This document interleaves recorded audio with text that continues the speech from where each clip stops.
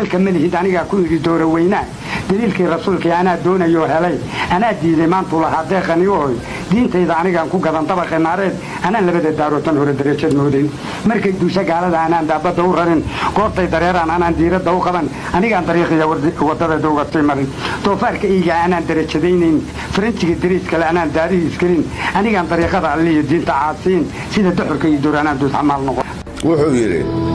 hadhuub nin sitoo hashiisa irmaan ha maalin laleeyahaanahay horseed nin ahoo horweynkiisii ha oodin laleeyahaanahay nin hawd fadhiyoo ha raadilayoo biyaha laga heegay baanahay nimaan hadalkiisu harqoodaarkiyo haweenkaba dhaafin baanahay dagaalnimu haysto meel halisoo